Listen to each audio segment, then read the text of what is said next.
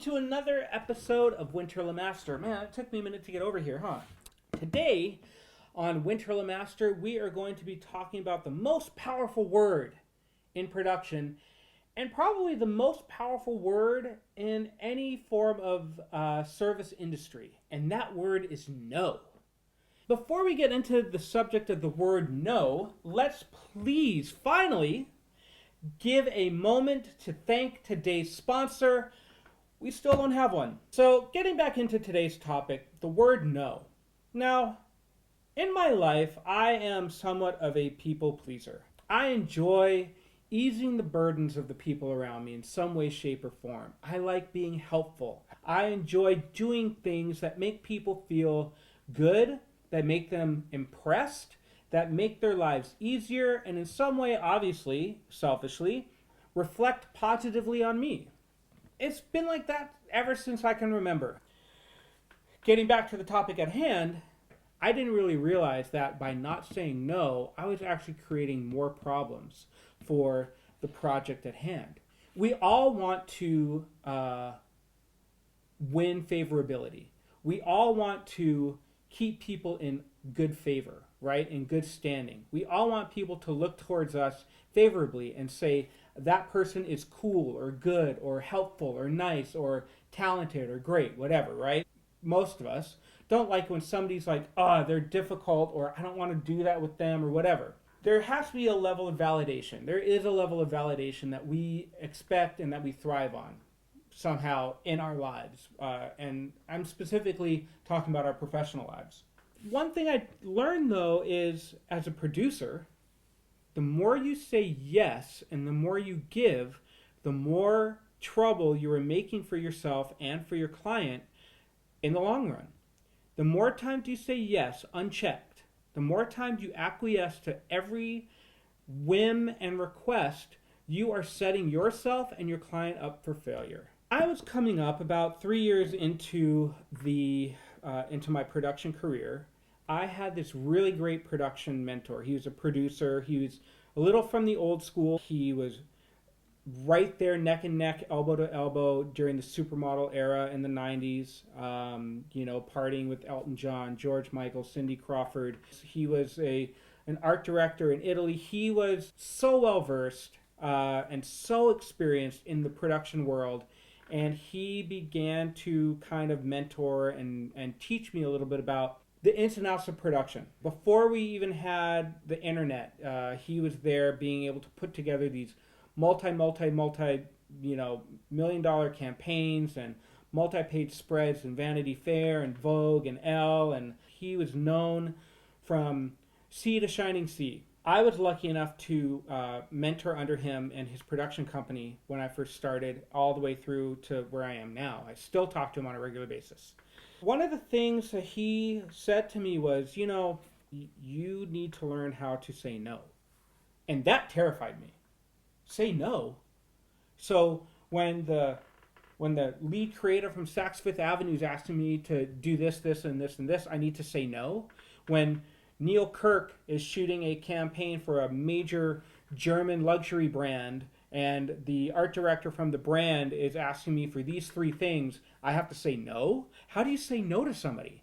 Aren't you going to piss them off? Aren't you going to alienate them? Aren't you going to make them hate you? The answer to that question is no.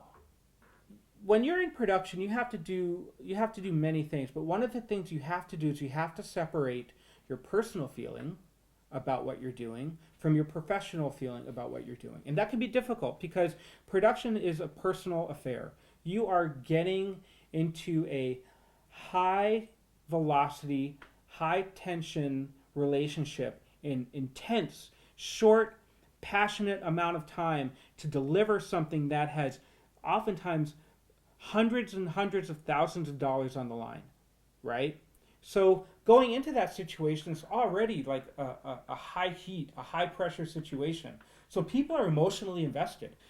A hair and makeup artist is going to have their work seen by millions of people on a cover. A-list actor or actress is going to be in front of the camera wanting to have their best face forward, and they are putting a lot at risk here and trust. So they're in a high pressure situation. Everybody involved wants the best representation of themselves put forth. And as a result, there are a lot of egos that come into the playing field, and everybody wants their idea to be validated and they want it to be the best. And that is why in that process, there's a lot of requests made, right? They want, the golden donkey, they want the silver chalice, they want the stretch limo, and they want to shoot on Mount Kilimanjaro. And you as a producer, or you as the giver in that situation, when you start to give on every single request, the view of the value of what you're giving begins to diminish. No, the word no, brings value back to the table. So they say, hey, we really, really want this red Porsche at this location. Can you make that happen? Sure. Then they're like, oh, he can make that happen. Cool. Okay, so in addition to the red Porsche, we would also like it if we could have a sushi chef on standby, and we'll let him know an hour before lunch whether we want him or not. Can you make that happen? Yes. They have no stake and no claim, and they have no qualms about asking for these things because there's no value to it. It's no skin or risk for them, and they're putting it all on you. And what's going to end up happening is all of these requests are now a fine balancing act. They are literally a fine overlapping little layer upon layer shingle house that has no nails on it. And if one thing goes wrong, it all falls apart. You are the one who is supposed to be holding this whole thing together. The other issue that comes up when you start saying yes is you create a level of indecision. You have to remember that as a producer, when you're looking at all those lines below the client, those are all numbers, right? They all have a cost, they all have a value. You're working with creatives, ad executive creatives, fashion brand creatives, fashion magazine creatives, creative creatives, photographer creative, directors. The people here up at the top, the creatives, they aren't thinking about, oh, well, Jane is going to have to work 16 hours to make that happen, and our budget only allocated 10 hours plus a little OT. They aren't thinking about that. All of these things that they ask for have a value. And when they start, the creatives, they don't see that value. They see the final product, right? The creative sees the final product. They say, my best face forward is going to be on this for people to see. And this is how I'm seeing it in my head. And this is how I want it to be. And, oh, I'm inspired by this thing. And now I'm inspired by this thing. And I want to add it in. And they want to make this giant stew out of all of these fantastic ideas. But when you start to put in all kinds of ingredients and you don't regulate how much or what's in and what's out or how much of the ingredients you put in, it's going to end up tasting like shit. And the person who's basically going to be at fault is the person who's serving it, right? This is where the power of the word no comes in handy. And I'm not just saying frivolously say no, like, no, you can't have white napkins, or no, we only have 6 paper towels. No, I'm not talking about that. I'm talking about a strategic no. A no on something that is being requested that you, in your experience, know that that thing that they're requesting is either frivolous, is a time suck, is a budget disaster, or is not going to serve anybody. You need to say no, to put value back into the job, to put value back into yourself. And the reason when you say no, it brings value back is because that no tells your client a few things. Number one, you're the expert. You know what's going to work and what's not going to work. Number two, that they can trust you.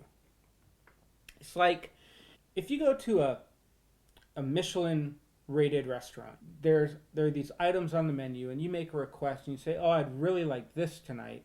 And the chef comes out and says, hey, I know you would like that, but that item isn't fresh, and I don't feel like that's a good dish to make tonight. What you should do is you should take that chef's advice, because they know what they're doing. They are running the ship. They have been in the trenches long enough to know what's going to work and what's not going to work. Any smart person, no matter how big their ego is, no matter how much money they have, no matter how important they are, no matter what their world experience, you have to trust that the person that is there consulting you, telling you that, hey, this isn't going to work, this is a no, that person knows what they're talking about. So you've created value for yourself, and you've created a level of trust. The other aspect about saying no is it helps to keep things wrangled. And it helps the client to understand that when they're communicating their wants and their needs, what they should be communicating is the thing that is on the highest priority list to them. So, for example, the red Porsche. The client that I was working with years ago, they wanted a red Porsche. And then from there, once we said yes to that, they had all these other subsequent requests that we knew were not important. But my mentor basically kind of let me run with it for a little bit. He was letting me run, and he could see I was kind of getting in a little bit over my head. And he stepped in and basically said, hey, man, you gotta back those things off. You're not gonna be able to make this work. And he was 100% right. Had to go back and I had to be brave. It was my first time telling this fucking A-list gigantic fucking client. I had to tell this guy no. I said, hey, these 3 things that are on your list, we cannot make them happen. The location is precarious at best. The capacity of the location, we're already at our max. And these items here will not work unless we make sacrifices elsewhere, which no creative wants to do, or we increase the budget in order to make these other allowances. So once that picture was presented, the client had to go back and they had to reassess, and then they had to really look at what was key and important to them. And once they did that, everything came together so much more smoothly. And the client was able to focus on the task at hand, and the creative was able to really focus on the red Porsche and the shots and the wardrobe for the talent that day, and making sure the photographer and the editor, the art director were communicating smoothly, and that the photographer had enough breathing room to get the shots that he wanted to do, because instead of 11 shots that day, we got it back down to 8, and the photographer was extremely happy, the crew was happy, the visuals came out great, and the catalog ended up being a very big success. And that was all because of the word no, the power of no. You should be able to take the word no and employ it for your own benefit in order to serve your needs, in order for you to reach your goals with your clients, and also so that your clients can reach their goals. No isn't bad. No is a way for you to set up boundaries, to build trust, to show that you are an expert, and to help guide the ship to get to the port that you want to go to. The power of no. It's a tough one. That was a pretty long little rant for you about the word no. Who knew that such a small word had such a big scope of explanation around it, right? Thanks again for joining me on Winter Master today. If you have stuck through to the end, I appreciate it. Please hit subscribe. Please hit like. It really will help me out in the long run here with YouTube and the algorithm. And I look forward to seeing your comments in the comments section. Feel free to ask me questions. Is there something that I should be talking about on this little series here? Let's thank Nate at Spirit Adrift for allowing me to use his song for the intro and outro. And I'll see you guys next week where we will be talking about, I'm not sure. I don't know yet, but we'll figure it out. So have a great week. Have a good weekend. I will see you next time on Winter Master. Looking forward to it. Take it easy.